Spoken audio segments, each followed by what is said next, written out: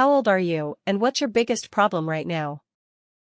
55, live alone, work 100% from home, and have no friends and family. Shit, be lonely. 61, retired early. All my friends are still working and really have no time for me anymore.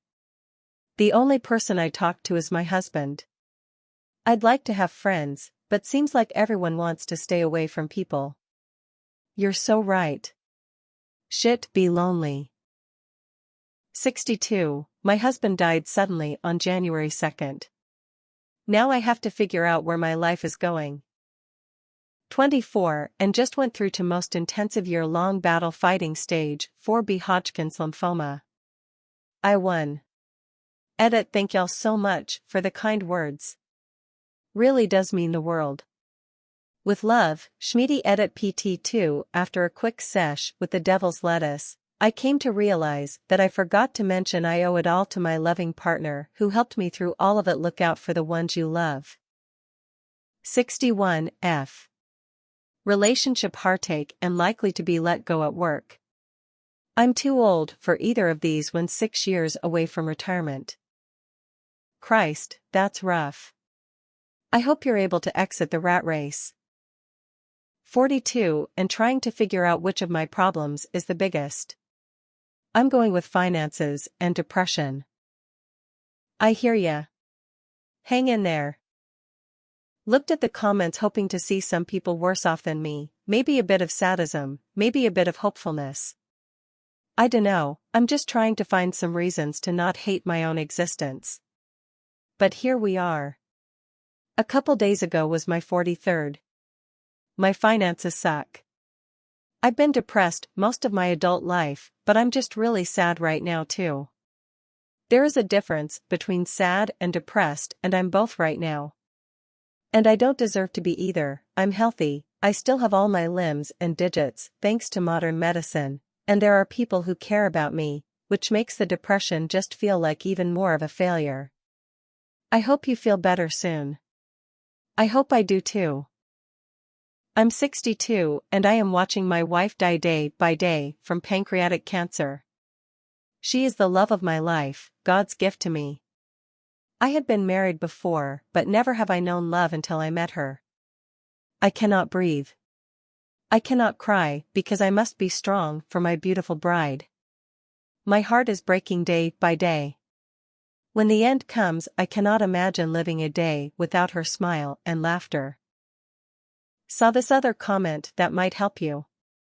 I read Man's Search for Meaning by Viktor Frankl, and this particular part had a lasting effect on me. Once, an elderly general practitioner consulted me because of his severe depression. He could not overcome the loss of his wife, who had died 2 years before and whom he had loved above all else. Now, how can I help him? What should I tell him? Well, I refrained from telling him anything but instead confronted him with the question, what would have happened, doctor, if you had died first, and your wife would have had to survive you? Oh, he said, for her this would have been terrible, how she would have suffered. Whereupon I replied, you see, doctor, such a suffering has been spared her, and it was you who have spared her this suffering, to be sure, at the price that now you have to survive and mourn her. He said no word but shook my hand and calmly left my office. In some way, suffering ceases to be suffering at the moment it finds a meaning, such as the meaning of a sacrifice. Thank you. I'm not really ready right now to read this book, but I realize that I probably need to. I'm 48 and my son is 16. He has a muscle-eating disease called muscular dystrophy and has lost the use of his legs. His arms have weakened to the point that he can barely lift a glass and he's in a wheelchair. He has an upcoming major surgery for scoliosis, caused by the disease, that will enable him completely for up to a week. He worries about it and about the disease, dying, and on top of that, he gets very depressed about not being able to do the things that other kids his age can do. I worry constantly about him, but there is nothing I can do. That's my biggest problem. He's not the problem, but the fact I can't do anything but worry. I'm 32 and my dad died a month ago. I don't know how to exist in a world that he's not in. I miss him. I'm almost 34 and my dad died at the end of 2020. It gets easier, but it will still sneak up on you sometimes. Sending you love and hugs. A dad here. He wants you to live your life to the fullest. Love hard. Make mistakes. Joy. Laughter. Exercising your full potential. He wants you to love yourself as much as he loved you. I'm 44 and I lost my dad in August after 2.5 years of dementia and a TBI.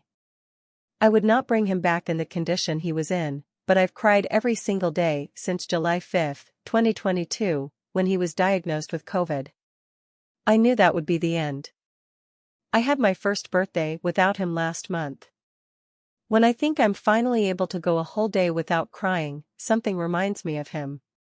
Grief is terrible. You are not alone, my friend. 37. My mother just passed away, leaving me with implied responsibility for my same-aged brother with special needs. There was no plan, despite me begging them for years, to figure something out. I live 10 hours away and work full-time plus. Now I'm supposed to figure it all out. My brother is also special needs. He lives in a group home and is thriving. Your brother should have a case manager through social services for his county/city. Social Security and Medicaid and Medicare pay for all of my brother's needs. He gets extra SS from my dad who passed away at 60. Your brother should also be eligible.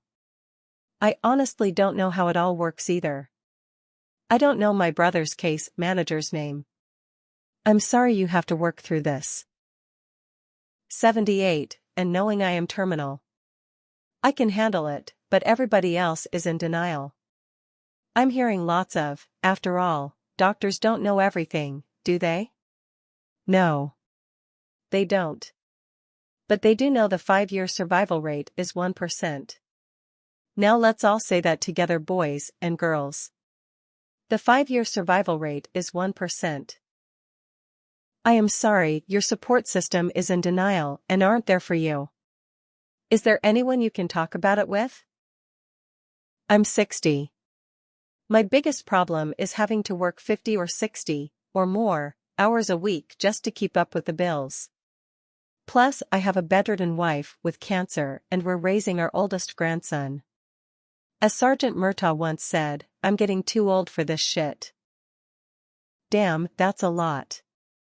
Way too much. My heart goes out to you all and I hope something turns your way soon. 37, and I'm going blind.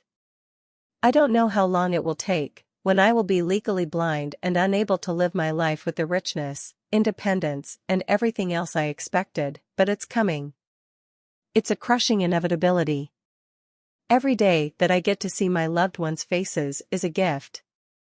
I have cone dystrophy. It started as little falling stars in the peripheral vision of one eye and has progressed to completely blurred out central vision in that eye.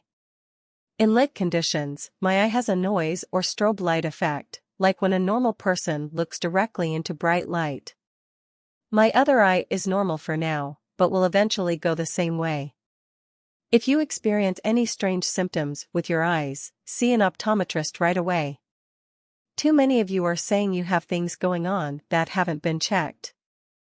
I'm lucky to live in Canada, so I drove straight to the optometrist the day my symptoms started and was immediately sent to a retinal specialist and had testing done.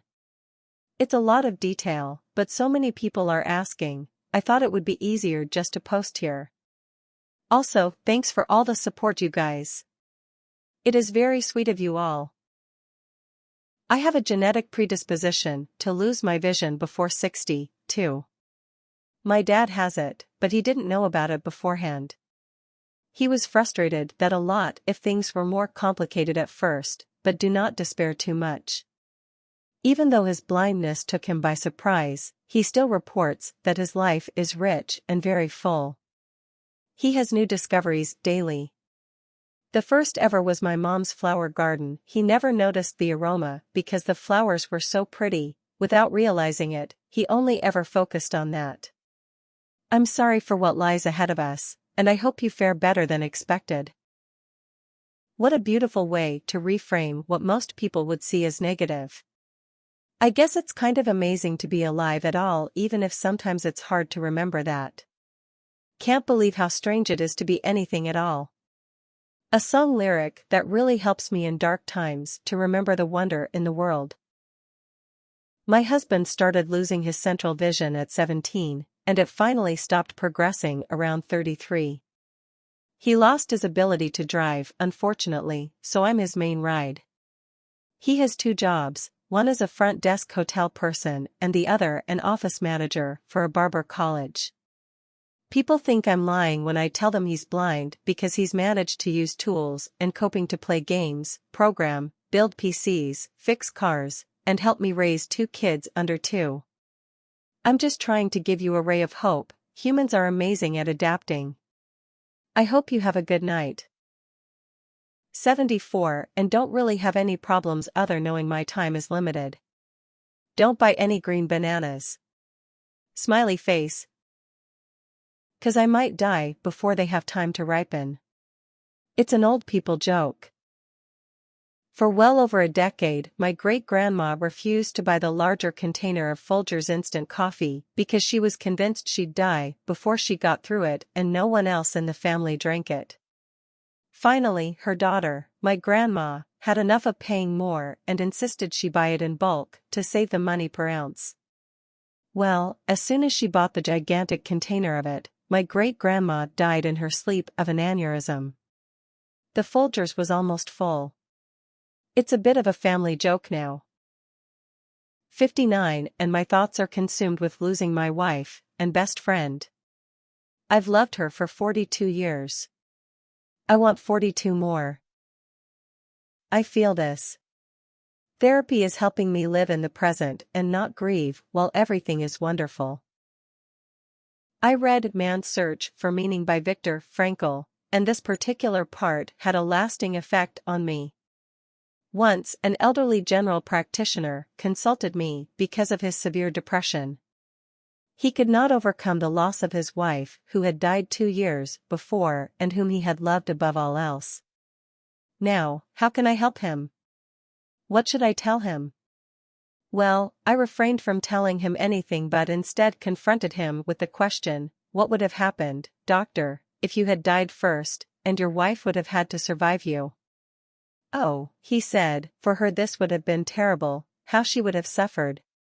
Whereupon I replied, you see, doctor, such a suffering has been spared her, and it was you who have spared her this suffering, to be sure, at the price that now you have to survive and mourn her. He said no word but shook my hand and calmly left my office.